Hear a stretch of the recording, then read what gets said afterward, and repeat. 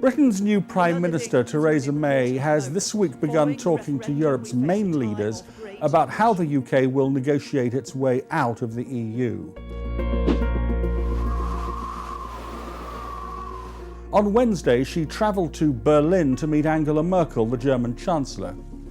Since Britain's decision to leave the bloc, Mrs. Merkel has made clear that there is no reason to be particularly nasty to the UK, but at this early stage of talks, most of the questions are still on the British side. The British need to work out how far they want to go in imposing migration controls and how far they will go in terms of leaving the single market. The one thing that Mrs. May has done this week is make clear again that Brexit means Brexit. She informed the EU that Britain will not be taking up the 6-monthly presidency of the EU as had been thought. This is the first concrete act of withdrawal by her government.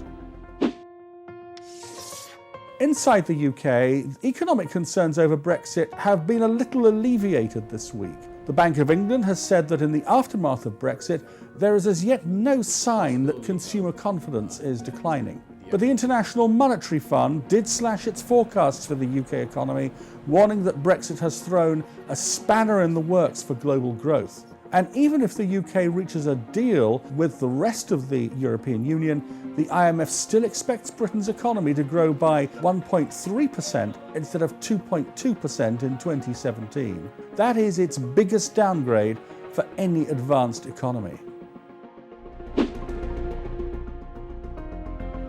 Boris Johnson made his first visit to Brussels as Foreign Secretary this week when he attended a meeting of the EU's Foreign Affairs Council.